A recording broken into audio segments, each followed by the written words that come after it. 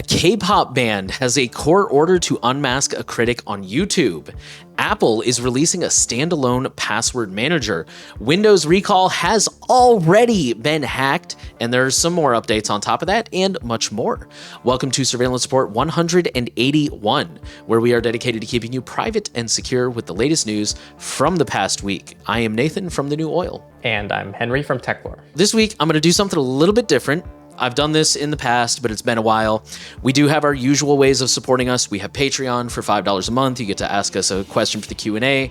For $10 a month, you get an extended version of the podcast. We still have LibrePay, a little bit more privacy respecting, Monero, the most private and secure option. But what I want to ask is this. For those who are already supporting us, obviously you're not hearing this.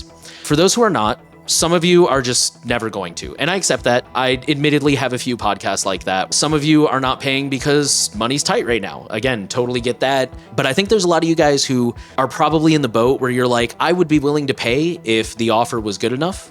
If you're one of those people who's like, I'm just kind of waiting for the right perk at the right price, go ahead and let us know what would interest you guys. I can't promise we'll get to it. You know, we're extremely busy and we do have to keep that in mind. Things that we can consistently deliver to you as promised. But if there's any ideas out there that you're like, I would really appreciate this, I think this would be a cool idea, we can talk about it, we can look into it, and maybe that's something we can offer. We're going to go ahead and head into the highlight story. The headline for this one says, Court allows K-pop group to subpoena YouTuber's identity from Google. I'm going to quote a little bit of the article here. The group alleges that the account has posted as many as 33 defamatory videos that have been viewed nearly 14 million times as of the time of the filing. But because the account is anonymous, the lawsuit cannot continue until the user has been identified. Among the statements the band claims are defamatory include one calling the members the, quote, eldest daughter of a Vietnamese farmer, and a video titled Reasons Why New Jeans, that's the band, is a crap group.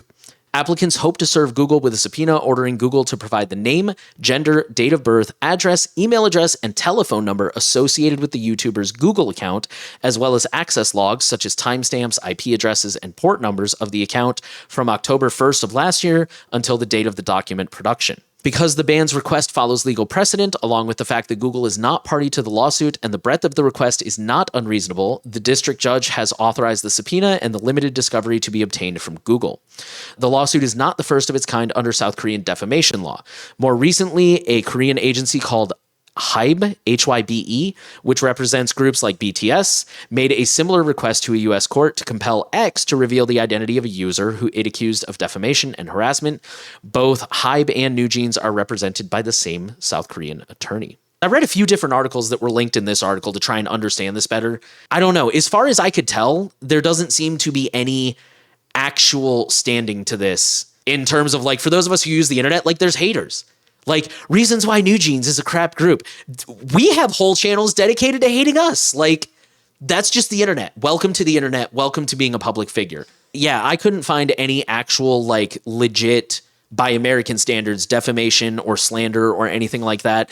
I'm also really confused how this works of, like, the whole thing seems to settle on the idea of, like, YouTube is available in South Korea and therefore they are bound by South Korean laws. But I don't understand how this person specifically would be liable under South Korean laws.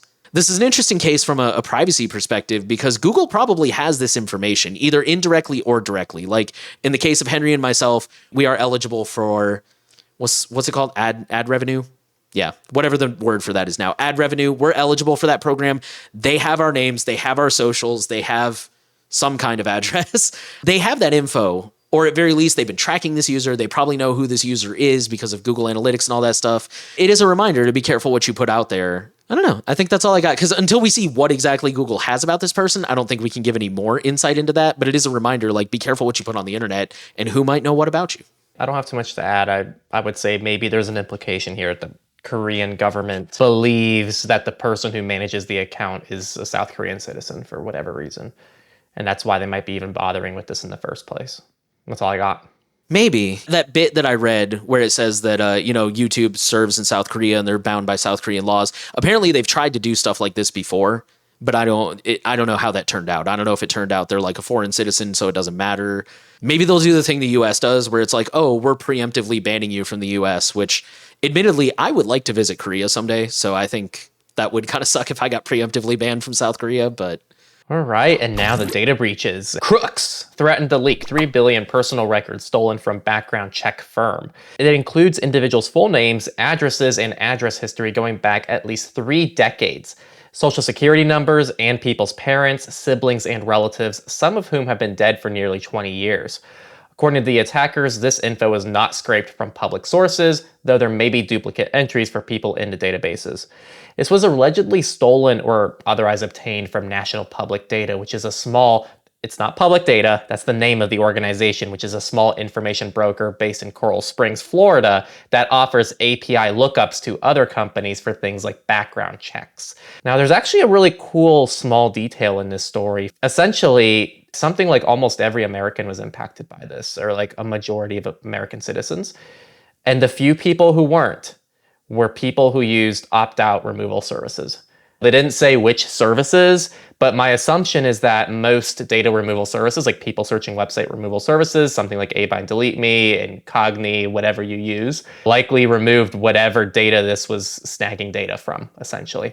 So if you're someone who uses that, you're probably unaffected by this data leak. So our next story says Australian mining company discloses breach after Beyond Leon leaks data. Northern Minerals is an Australian company focused on the exploration and development of heavy rare earth elements, specifically dysprosium and terbium used in electronics, batteries, and aircrafts.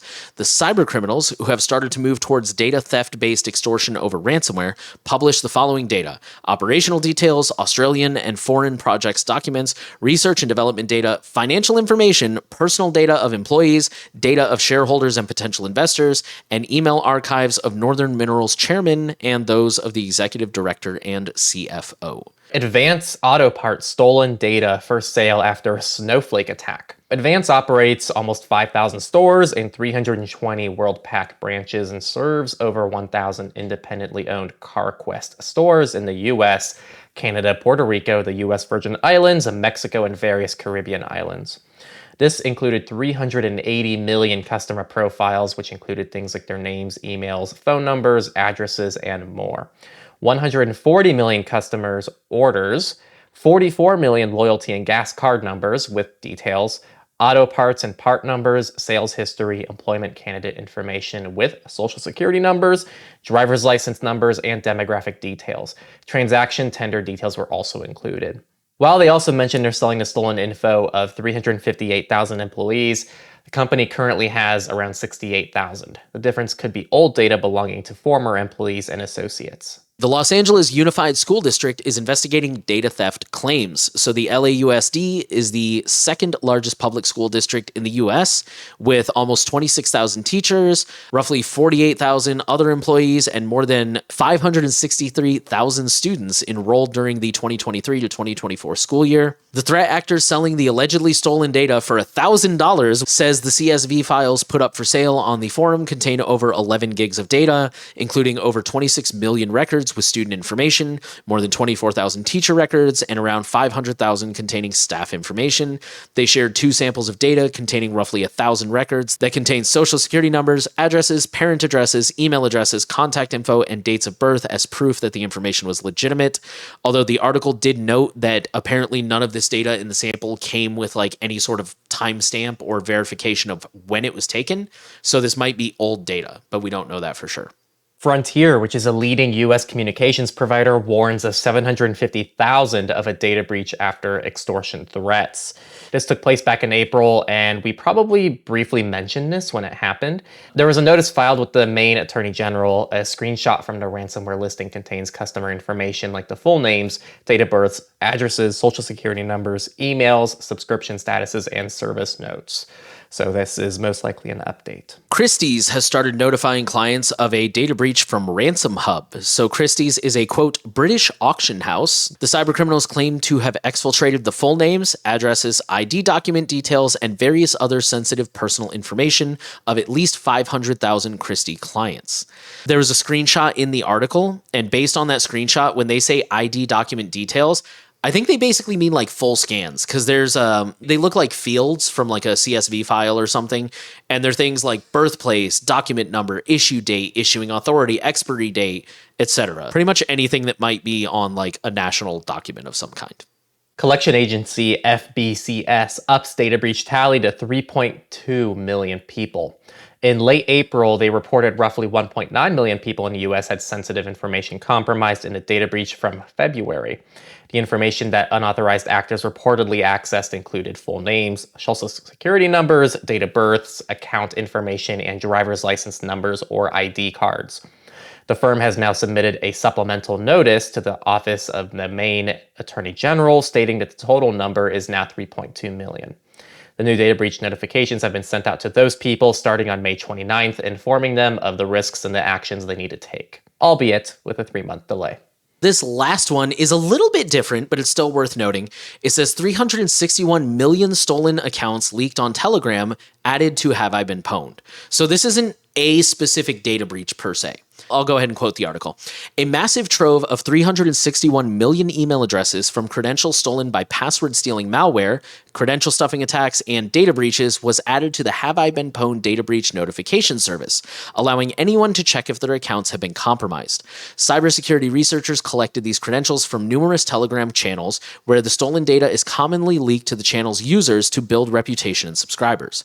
According to Troy Hunt, who, for those who don't know, is the person behind Have I Been Pwned, this data is massive, containing 361 million unique email addresses with 151 million never previously seen by the data breach notification service. With a dataset this large, no site that allows logins is unaffected by these leaked credentials.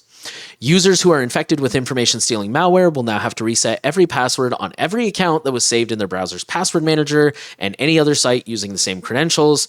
Unfortunately, stolen credentials are usually not shared with a timestamp to indicate when they were stolen. Therefore, impacted users must consider that all of their credentials may have been compromised.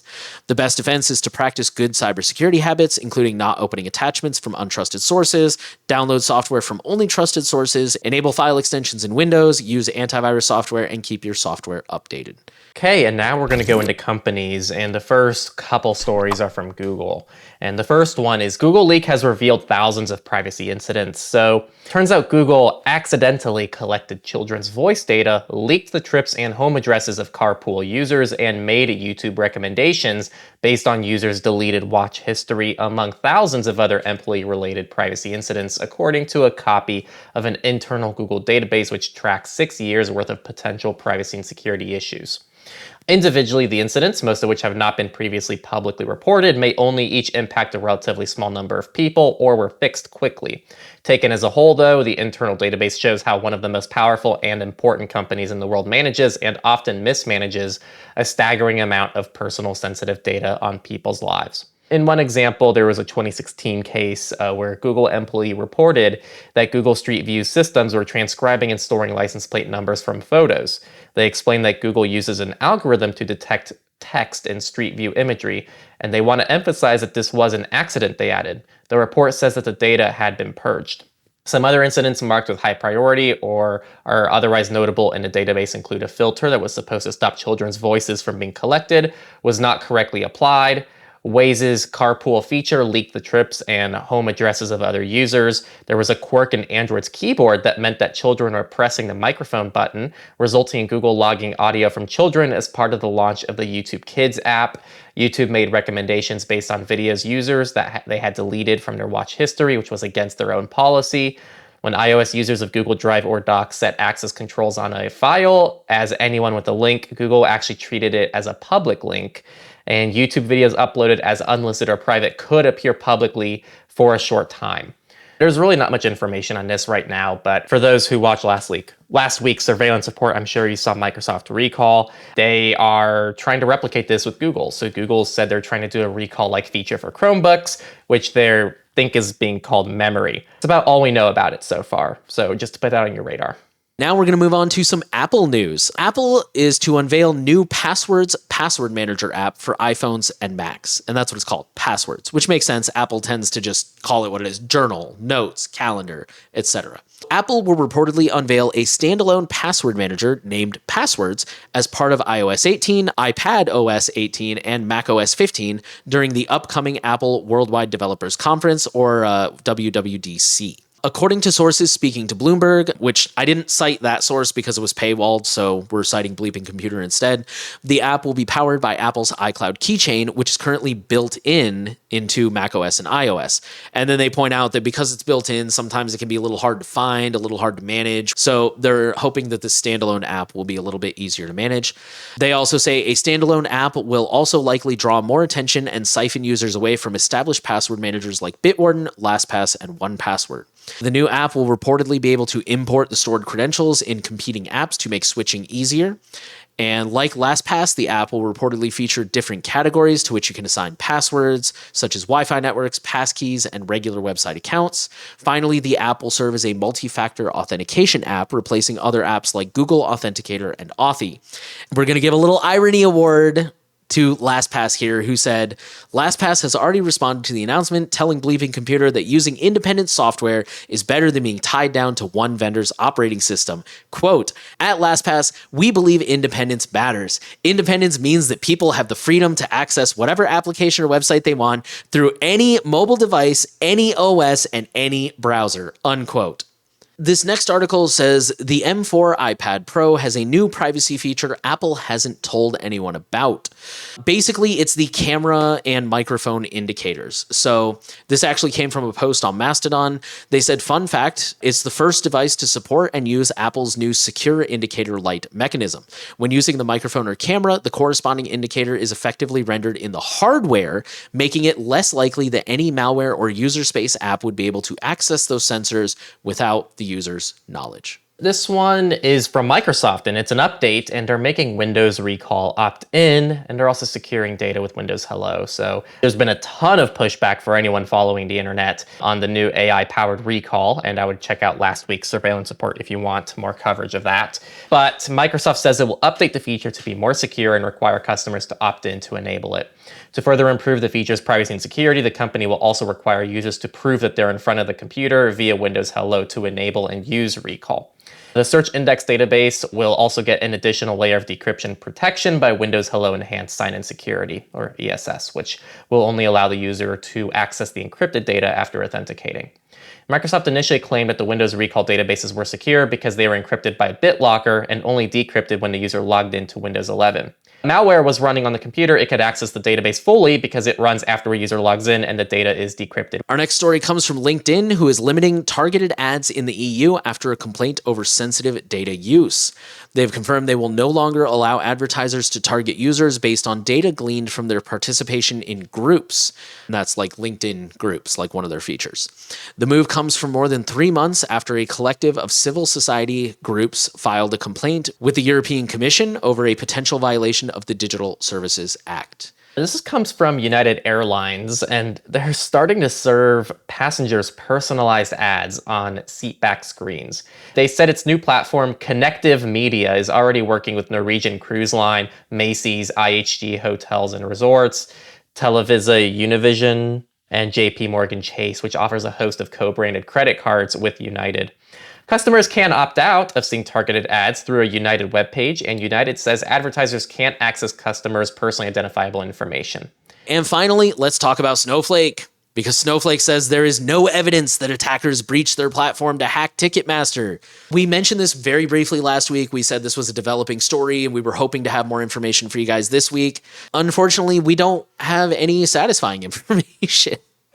Quoting the article, a Ticketmaster data breach that allegedly includes the details for 560 million accounts and another one affecting Santander have been linked to their accounts at Snowflake, which is a cloud storage provider. However, Snowflake says there is no evidence that its platform is at fault. A joint statement to that effect made with CrowdStrike and Mandiant, who are two very reputable third-party security companies who were investigating the incident, lends additional credibility to the claim. Also, an earlier third-party report saying that bad actors generated session tokens and may have compromised hundreds of Snowflake accounts has now been removed. So the aforementioned joint statement says that attackers appear to be a, quote, targeted campaign focused on accounts without multi-factor authentication. Snowflake has also released instructions for customers to review their accounts for unusual activity and ways to set up account and network policies to prevent similar attacks. Live Nation, which is Ticketmaster's parent company, waited 11 days to confirm the breach, and they said in a note to investors late Friday evening. Now we're going to go into the research, and the first one is about Windows recall. And this is from a hacker who built a tool to extract all the data collected, and they also found out some interesting things along the way. So this is dubbed Total Recall after the 1990 sci-fi film, and the tool can pull all the information that Recall saves into its main database on a Windows laptop. Quote, from the researcher, the database is unencrypted, it's all plain text. It's a Trojan 2.0 really built in. And then they released Total Recall, which they released on GitHub in order to show what is possible and to encourage Microsoft to make changes before Recall fully launches. They said that it automatically works out where the Recall database is on a laptop, and then they make a copy of the file, parsing all the data as it does so. And this is all automatic. The system can set a date range for extracting the data, like pulling information from only one specific week or even a day. Pulling 1 day of screenshots from Recall, which stores its information in a SQLite database, took 2 seconds at most. And then their work builds on findings from cybersecurity researcher Kevin Beaumont, who has detailed how much information Recall captures and how easy it is to extract it. Beaumont built a website where a Recall database can be uploaded and instantly searched, which is really fun. So Recall's privacy pages say it is possible to disable saving screenshots, which turns off Recall, pausing the system temporarily, filter applications where screenshots are taken, and delete what is gathered at any time. Recall runs on the laptop itself, storing data it captures on the device and not sending the info to Microsoft servers. I guess one good thing is the researcher says this claim appears to be true. There are no signs that data is sent to Microsoft. So the headline says, evaluating using the first 8 data servers. So we talked earlier about Mullvad. This is actually our headline story a couple weeks ago. Mullvad is releasing this new VPN protocol called Data, or Defense Against AI-Guided Traffic Analysis. And at the moment, this is only available on Windows. This is a researcher. They said, in summary, Data consists of 3 components: the traffic analysis defense framework, maybe not, tailored defense implemented, maybe not, and significant integration efforts of maybe not into Mullvad's VPN stack. They said, I have been working with Mullvad on Data for a while, focused on maybe not and defense tooling. We have so much more stuff in the pipeline to share, but for now, I want to share some evaluation results from the first 8 servers from the perspective of a Windows client. Some key takeaways. I'm basically quoting the beginning and the end here. For all those who want the technical details, there are plenty in the blog post, so go check it out.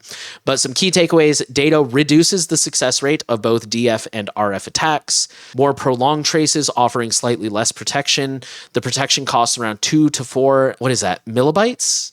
Capital M, lowercase I, capital B. I'm sorry, I'm not up to date on my terminology. It costs around 2 to 4 of those of bandwidth overhead and about 1 to 3 seconds of delay per website visit, depending on the server and website location. The defenses are padding-only defenses that create so much padding traffic that congestion occurs, implicitly introducing notable delays. In the future, defenses should explicitly create short, useful delays and aim to account for congestion to minimize delays. The user experience of enabling Data when browsing with Mullvad browser is less than changing the server location from Europe to the US. Recall that Karlstad University website is hosted in Sweden, so the traffic crossed the Atlantic twice in our experiment, unlike most regular websites visits do. Not great, but not terrible. Much can and will be improved. Stay tuned. We're going to go into politics, and there's actually only one story this week in politics, and it comes from Microsoft, who was hit with EU privacy complaints over schools' use of 365 Education Suite. Privacy rights nonprofit Noib, which we've covered in the past in different stories, has just lodged 2 complaints with Austria's Data Protection Authority, which examines the use of Microsoft's cloud software by schools. The complaint accuses Microsoft of trying to evade its legal responsibilities as a data controller of children's information by using the contacts that schools have to sign to access its software to shift compliance onto them. Noib argues schools are not in a position to comply with the EU law's transparency requirements or data access rights, as they cannot know what Microsoft is doing with kids' data. A second complaint filed by them Tuesday also accuses Microsoft of secretly tracking children because they found tracking cookies that were installed on Microsoft 365 Education, despite the complaint not consenting to tracking. Per Microsoft's documentation, these cookies analyze user behavior, collect browser data, and are used for advertising. With that, we'll move into our free and open source software news. We're going to start with ProtonPass, who is bringing secure and private password management to all devices. Quoting the article, "We are excited to announce the launch of ProtonPass macOS app and the ProtonPass Linux app." One of the most popular requests from the Proton community was a standalone desktop app, which is now available on every major platform: Windows, Mac, Linux, Android, iOS, and iPad, and Chrome OS via the Android app. As a companion to the ProtonPass Mac app, we are also pleased to announce the standalone native Safari browser extension. The Linux version of ProtonPass supports all Debian and Red Hat-based distros, including Ubuntu, Debian, Fedora, and CentOS. All ProtonPass apps and browser extensions are available to everyone, and you can use our app in offline mode with a paid plan. And the last free and open source news story is from Canonical, who develops Ubuntu, for those who don't know, and they're launching Ubuntu Core 24. This is a 12-year long-term support commitment, which is awesome. I like hearing that. This is an immutable flavor of Ubuntu, for those who don't know, but it puts every system component and the system itself into a set of containers with strict kernel-enforced confinement, rich managed component integration, reliable over-the-air updates, and fail-safe rollbacks to enable intelligent edge and IoT applications. With support for ARM, x86, and RISC-V, Ubuntu Core transforms Ubuntu, the world's favorite developer platform, into a platform for billions of edge devices. Its rich app ecosystem and open management infrastructure enable companies to easily integrate third-party solutions that fit their deployment needs. Let's move into the Misfits. Data firm execs convicted for helping fraudsters target the elderly. So a former senior executive and former sales manager of Epsilon Data Management LLC were convicted of selling data of millions of Americans to perpetrators of mail fraud schemes. Epsilon Data Management is a data brokerage and marketing company specializing in collecting, analyzing, and selling consumer data to businesses for targeted marketing purposes. Quant Maps. People probably know Quant for their search engine and not their maps. This was an online privacy-respecting Google Maps alternative, which has unfortunately been discontinued. Quant announced this following its acquisition by Sinfonium, the Maps service has been deactivated. Instead, a Maps module has been integrated into the search function, though we weren't able to access it when looking for places or addresses. So they said they're prioritizing enhancing the search experience with new features while acknowledging that this decision may not be well received by all users. And our last story is another insider threat story. It says Bangladeshi police agents accused of selling citizens' personal information on Telegram. Two senior officials working for the anti-terror police in Bangladesh allegedly collected and sold classified and personal information of citizens to criminals on Telegram. The data allegedly sold includes national identity details of citizens, cell phone call records, and other, quote, classified secret information, according to a letter signed by a senior intelligence official. That is all we have for the week. We have a K-pop band who is trying to unmask a YouTube hater. If we hear anything more about that, we'll keep you updated, because I definitely want to know if there's more to this story or not. Apple's releasing a standalone password manager. Again, it sounds like this isn't going to be anything to write home about for most of us, but I guess it might be an improvement for some people. We'll see. Windows Recall has already been hacked, and thankfully Microsoft is reining it in a little bit. We're still not fans. We do not recommend you use it, but it's good to know that I think for those of us who are aware and don't want this thing, or even people who aren't aware and just accept the defaults, it's good to know that this has been mitigated a little bit. And of course, much, much more news. We are always posting updates as we hear them, so make sure that you stay subscribed. Once again, if you appreciate this podcast and you are able to contribute and you would like to, we have Patreon for $5 a month or more. You can ask us a question. $10 a month or more, you get an extended version. LibrePay is a little bit more privacy respecting, but there are no perks. Monero is, of course, the most private and secure option out there, an anonymous option. And again, just putting out a call for people. If you have any ideas for Patreon perks that you would be interested in seeing, I kind of sprung that on Henry, so I can't say for sure if anything will come through, but we can talk about it. We can see what we can do. So don't hesitate to give us some ideas. Thank you guys so much for listening to Surveillance Report. Links to all of our stories are found in the show notes. If you have a story that you think we should cover, feel free to send it to news@surveillancereport.tech. And last but not least, we want to ask you to please share the podcast around. Make sure you're subscribed. Again, we do have updates. If you're on a platform where you can leave a rating, please do leave a rating. Leave a comment. We do have the Surveillance Clips channel where we're going to be sharing some of these stories that you can share with your friends and family in a shorter, more easily digestible format. We're trying to reach reach as many people as possible with the message of privacy, and every little bit helps. So thank you guys so much, and we will see you next week.